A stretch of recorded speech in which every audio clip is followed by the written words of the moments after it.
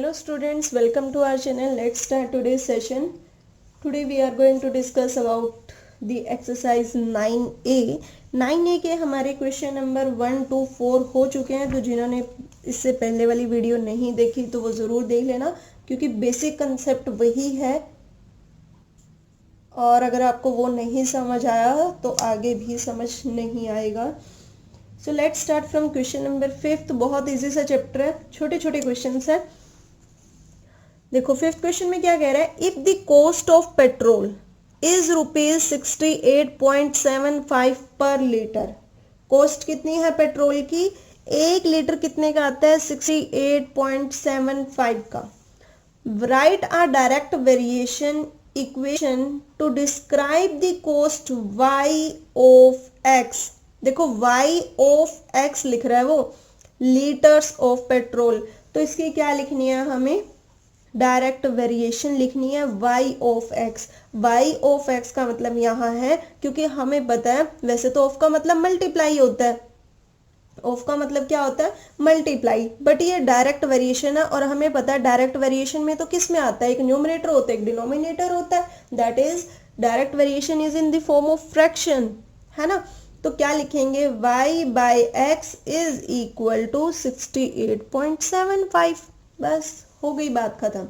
y by x is equal to 68.75 और we can write x goes to another side, it becomes y is equal to 68.5 into x, क्योंकि जो x divide में था y के वो right side में जाकर मल्टीप्लाई में हो जाएगा. सॉल्यूशन देखना है, सॉल्यूशन दिखा देते हैं कैसे होगा. y by x is equal to 68.75, तो x उस साइड चला गया तो y is equal to 68.75 into x हो जाएगा. Let's move on next question. 6th, tell whether each relationship is a direct variation, explain your answer. जो भी हमें इसमें दो पार्ट दे रखे हैं, ए पार्ट और बी पार्ट, हमें ये बताना है कि जो भी ये इक्वेशंस हैं तो ये डायरेक्ट वेरिएशन में है या नहीं है. The equation -18x plus 7y is equal to 0 relates the length of a videotape in centimeters x to its approximately playing time in second y. तो हमें क्या दे रखी है? एक इक्वेशन गिवन है -18x plus 7y. हमें पता है डायरेक्ट वेरिएशन में क्या होता है, अगर हम उसको फ्रैक्शन की फॉर्म में लिख पा रहे हैं x बाई वाई या y बाई एक्स, तो वो डायरेक्ट वेरिएशन में होता है, अदरवाइज नहीं होता. ये हम ऐसे ऐसे क्वेश्चंस इक्वेशन वाले सेकंड क्वेश्चन में भी करके आ चुके हैं, है ना. तो आप इसको तो इजीली कर ही लोगे. -18x plus 7y is equal to 0, तो 7y उस साइड जाएगा माइनस का हो जाएगा, या फिर -18x को उस साइड लेकर जाएंगे तो प्लस का होगा. -18x को राइट साइड पर लेकर गए, 7y तो लेफ्ट साइड पर ही रखा, -18y को राइट साइड पर लेकर गए तो प्लस का 18x हो गया. अब 7 को इसके नीचे ले आओ और x को y के नीचे ले आओ, क्या हो जाएगा? y by x is equal to 18/7, या फिर क्या लिख सकते हैं? y is equal to 18/7 into X, because here x is in the denominator और we can say that it is the denominator में है, या हम इसको बोल सकते हैं ये इसके डिवाइड में है, तो दूसरी साइड जाएगा ये मल्टीप्लाई में हो जाएगा. अगर हमारे पास कुछ इस टाइप का बनता है तो हम क्या बोलते हैं कि ये डायरेक्ट वेरिएशन में होता है. Yes, it is in the form of direct variation. Next B part. The equation y minus 2.00x is equal to 2.50 relates the cost y of a taxi cab journey to distance x in kilometer covered by the cab. देखो equation given है, कोई इतना घबराने वाली बात नहीं है. कुछ बच्चे तो स्टेटमेंट देखते हैं, अरे ये क्या आ गया, ये तो हमें आता ही नहीं है, जबकि सिंपल सी बात है. इसमें हमें सिर्फ किसका काम है? इस इक्वेशन का ही तो काम है. देखो कैसे करेंगे. y माइनस 2.00x है ना, इज इक्वल टू 2.50. ये हमें इक्वेशन गिवन है. ये इक्वेशन गिवन है तो जो माइनस वाला है उसको राइट साइड पर लेकर जाएंगे, प्लस का होगा. तो क्या बन गया? y तो यही है ना, ये जो इसके सामने लिखा हुआ है आप ऐसे खोज पोछ नहीं करोगे, आप नेक्स्ट लाइन में लिखोगे, ठीक है. तो y is equal to 2.50, minus वाला जब दूसरी साइड गया प्लस का हो गया तो क्या बन गया, y is equal to 2.50 plus 2.00 into x. क्या अब x को नीचे ले आऊं? कुछ बच्चों तो नीचे भी ले आएंगे। अरे भाई कैसे ले आएंगे, यहाँ तो सिर्फ एक टर्म थी इसलिए वो नीचे आ गया, यहाँ तो दो टर्म्स है, अगर पूरे में से कॉमन होता तभी तो नीचे आता। तो अब ये डिवाइड में तो नहीं आ सकता। No, it can not be written in the form of y is equal to के एक्स, ये इस फॉर्म में नहीं लिख सकते। अब मैं आपसे एक क्वेश्चन पूछती हूँ, what is k? What is k? k है ना? क्या है k? अगर आपने इंट्रोडक्शन वाली वीडियो देखी हो तो आपको पता होगा k क्या है। k क्या है? Constant of variation. Constant of variation हमसे पूछा भी गया फर्स्ट क्वेश्चन में। कांस्टेंट ऑफ वेरिएशन की बताओ कितना आ रहा है। अगर x को नीचे ले आऊं, y बाई एक्स को, जो भी वैल्यू y बाई एक्स को डिवाइड करके आती है that is equal to k and the value of constant of variation. या तो आप ऐसे लिख लो y by x is equal to k, या आप x को उस साइड ले जाओ, दोनों इक्वल बात है। y इज इक्वल टू के एक्स, k क्या है? Constant of variation, and x and y are the variables. Next 7th question, Ragini bought an energy efficient washing machine. ठीक है, कि जो वॉशिंग मशीन बिजली बचाती है वो रागिनी लेकर आई है। She will save about 15 litre of water पर वॉश लोड। हर बार धोने पर वो कितने लीटर पानी बचा लेती है? 15 लीटर्स। तो क्या निकालना है हमें? Write an equation of direct variation. हमें इस बार इसने बोल दिया कि डायरेक्ट वेरिएशन में इक्वेशन लिखो। To describe how many litres of water y Ragini saves for x loads of laundry she washes. देखो इसने बता भी दिया कि x किसके लिए यूज करो, y किसके लिए यूज करो। y यूज करना है रागिनी के लिए, x लोड के लिए कि कितना लोड वो उठा रही है। Very easy.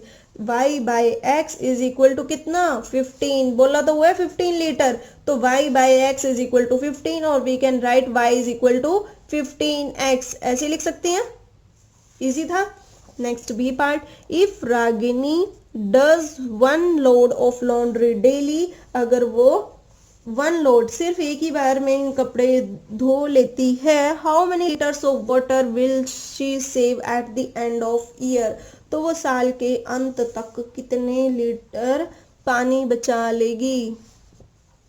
बी पार्ट, तो we know very well in 1 year there are 365 days. 365 days और एक दिन में उसने बोला वो कितने लीटर पानी बचा लेती है? 15। तो 365 डेज में ज्यादा बचाएगी या कम? ज्यादा, ऑब्वियस सी बात है। एक दिन में अगर वो 15 लीटर पानी बचा रही है तो 365 डेज में कितना? 15 इंटू 365 मल्टीप्लाई करेंगे, we get the answer 5475 litre वो पानी सेव कर लेती है। Next 8th question, think and answer. If you double an x value in a direct variation, अगर आप डायरेक्ट वेरिएशन में x की वैल्यू को डबल कर देते हो, what will the corresponding y value double? Explain. तो क्या जो उसके कॉरस्पॉन्डिंग y की वैल्यू है वो भी डबल हो जाएगी? क्या वो भी डबल होगी? देखो ज्यादा सोचने वाली बात है ही नहीं इसमें। हमें पता है डायरेक्ट वेरिएशन की बात कर रहा है तो वो दो ही तरीके से लिख सकता है, या तो y इज इक्वल टू के एक्स या y by x is equal to K, where k is a constant of variation. अगर x डबल हो रहा है, देखो ये x डबल हो रहा है, अगर मैं यहाँ x के प्लेस पे 2x लिख दूं, 2x लिख दूं तो ये क्या बन जाएगा? 2kx। अगर मैं x को डबल कर रही हूं तो मैं इसको लिखूंगी ना 2kx, 2 मैंने k से पहले लिख दिया 2kx, है ना। तो y भी तो डबल हो रहा है, y की वैल्यू भी तो डबल हो रही है ना। तो अगर x की वैल्यू डबल करते हैं तो y उसके डायरेक्टली प्रोपोर्शनल है, तो y की वैल्यू भी डबल होगी। अगर x की वैल्यू को 4 टाइम्स करते हैं तो y की वैल्यू भी 4 टाइम्स होगी। अगर x की वैल्यू को 3 टाइम्स करते हैं y की वैल्यू भी 3 टाइम्स होगी, उतनी ही बढ़ेगी जितनी की x की वैल्यू इंक्रीज होती है। Next let's move on 9th question. The height to which a balloon with hydrogen gas rises in the air varies directly as time. Given below are some observations about the time and the corresponding height of the balloon in meters. Find the missing terms in the table. कहने की बात यह है, सिर्फ ये tables जो miss हो रखे हैं ये फाइंड आउट करने हैं। ये कैसे फाइंड आउट होंगे, देखो कैसे फाइंड आउट होंगे, बहुत इजी है, बहुत ज़्यादा इजी है। अगर आपने थर्ड क्वेश्चन समझा है ना तो बिल्कुल वैसे ही है। 3 इसको x मान लो, ये वैल्यू फाइंड आउट करनी है ना, इसको x मान लिया। 3/x किसके इक्वल होगा, 4/48 के इक्वल होगा। क्यों, क्योंकि ये डायरेक्ट वेरिएशन में है तो इनको जो भी डिवाइड करके आता है constant of variation same. First question किया था, सबका कांस्टेंट ऑफ वेरिएशन निकाला था, ऐसे ही टेबल गिवन था, किया था। तो 3/x इज इक्वल टू 4/48 के इक्वल होगा, क्योंकि जो इसको डिवाइड करके आएगा वही इसको डिवाइड करके आएगा, तो this is equal to this होगा।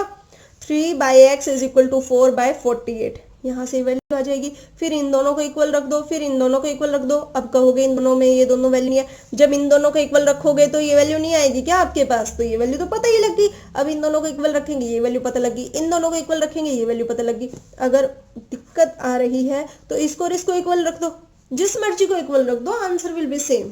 ठीक है, तो वैसे देखने में अब आप है इतना बड़ा, बट कुछ भी नहीं है, कुछ भी नहीं है इस क्वेश्चन में।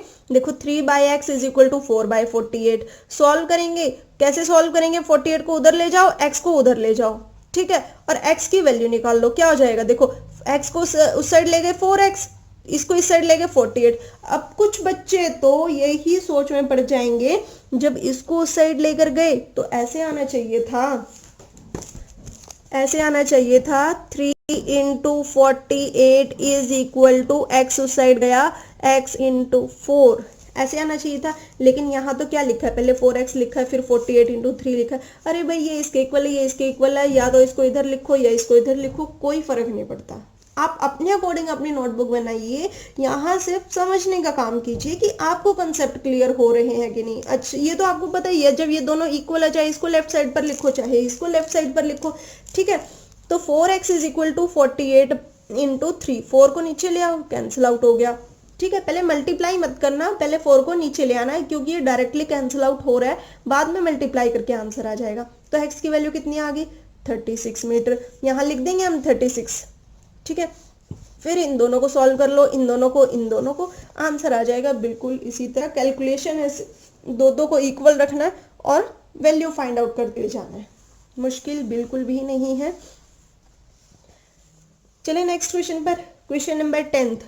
If d varies directly as t, अगर d डायरेक्टली किसको वेरी करता है, t को। अब डायरेक्टली वेरी करता है, आप कहोगे डायरेक्टली वेरी करता है, फिर ये डिवाइड में कैसे आ जाता है। d डायरेक्टली वेरी करता है t को, है ना, d डायरेक्टली ये चीज होती है, ये डायरेक्टली प्रोपोर्शनल का साइन होता है, मैंने आपको पहले भी बताया।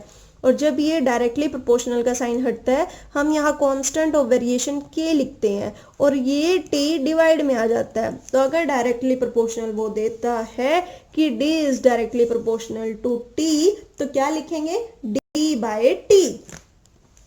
d varies directly proportional as t if d is equal to 4, t is equal to 9। d की वैल्यू 4, d की वैल्यू 4, d के सामने 4, t की वैल्यू 9। उसके बाद when t is equal to 21 find d, जब t 21 है तो d की वैल्यू फाइंड आउट करनी है। इन दोनों को ले लो, इन दोनों को ले लिया, 4/9 इज इक्वल टू d/21, इसको साइड ले जाओ, इसको साइड ले जाओ, 21 into 4 is equal to d into 9, 9 को इसके डिवाइड में ले आओ, इज इक्वल टू d, 3 3 जा 9, 3 7 जा 21। तो इसका आंसर कितना आएगा, 7 4 जा 28, 28/3। तो d की वैल्यू कितनी आ जाएगी, 28/3 is the value of d। Clear हो गया। 11th क्वेश्चन, चलो 11th 12th 13 14 15 हम कल करेंगे। 11 to 15 छोटे छोटे 5 क्वेश्चन रह गए हैं, ये हम कल डिस्कस करेंगे, फिर हमारी ये एक्सरसाइज कंप्लीट हो जाएगी और हम नेक्स्ट एक्सरसाइज स्टार्ट करेंगे, ठीक है। क्योंकि आज 8C और 10th की भी वीडियो बना दी है, तो वो भी देख लेना आप, जिसका भी जो चैप्टर चल रहा है। बाकी आपके मार्च के एग्ज़ाम्स बहुत पास हैं, तो अच्छे से सीरियसली होकर पढ़ाई शुरू कर दो। 15 फ़रवरी तक मैं सारा सिलेबस करवाने की ट्राई करूँगी। आपको जो भी चैप्टर चाहिए ऑलमोस्ट पूरी बुक के हर एक चैप्टर वीडियो अपलोड कर दूँगी, ठीक है। और PDF अपलोड करना हुआ मैंने कुछ टाइम के लिए रोका हुआ है, अदरवाइज तो मैं लास्ट में अपलोड कर ही दूंगी, ताकि आप अच्छे से कंसेप्ट को समझ सको और आपके आने वाले टाइम में ये कंसेप्ट जो यूज़ होते हैं आपको अच्छे से आ सके और आपको मैथ्स इतना बोरिंग ना लगे और इतना मुश्किल ना लगे, ठीक है। तो वीडियो को प्लीज़ लाइक ज़रूर किया करो, शेयर करना, चैनल को जिसने अभी तक सब्सक्राइब नहीं किया सब्सक्राइब करना। Thank you.